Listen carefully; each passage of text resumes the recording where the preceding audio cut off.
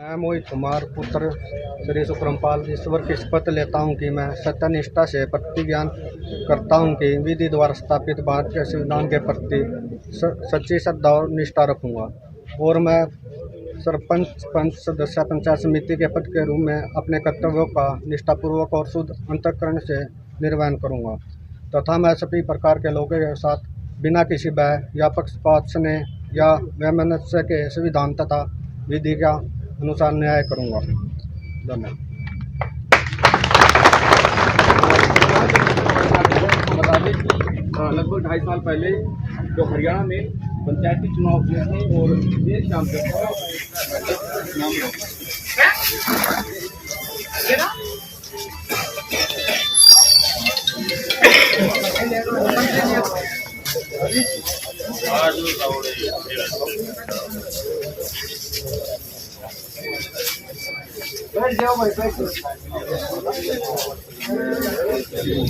जो उनके विपक्ष में खड़े थे मोहित मलिक और जो उनके समर्थक थे वो कहीं ना कहीं उस बात को लेकर के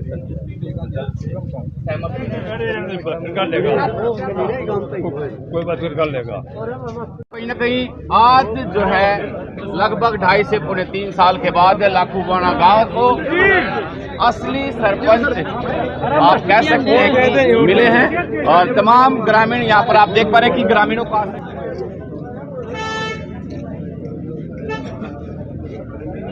सर बूथ हमारे यहाँ 2 नवंबर 2022 को इलेक्शन हुए थे तो उसमें बूथ नंबर 69 में वोटों की गिनती आगे पीछे लिख दी थी, सीक्वेंस चेंज हो गए थे सर।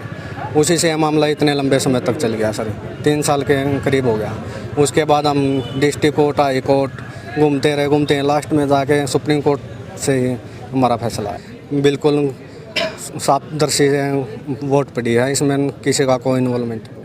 इंसाफ जाहिर तौर पे हुआ है। मसला ये था इस केस में कि एक बूथ की बात थी, एक बूथ पे वोटिंग की जो गिनती थी उसमें गड़बड़ी हुई और उसके बाद ये मसला यहीं सुलझ जाना चाहिए था। पर ये मसला देखिए आप ट्रैवल करके डिस्ट्रिक्ट कोर्ट हाई कोर्ट और सुप्रीम कोर्ट तक गया तो ये अनफॉर्चुनेट है कि इतनी लड़ाई इनको लंबी लड़नी पड़ी। पर वो एक कहावत है ना कि देर है पर अंधेर नहीं है।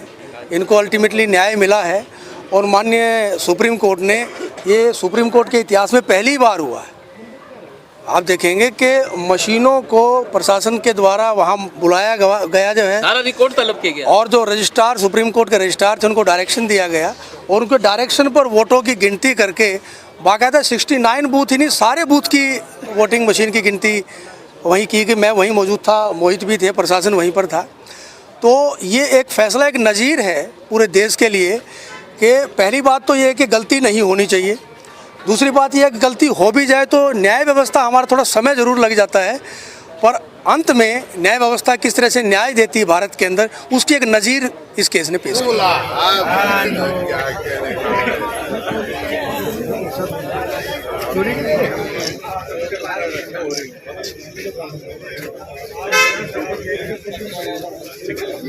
क्रम हुआ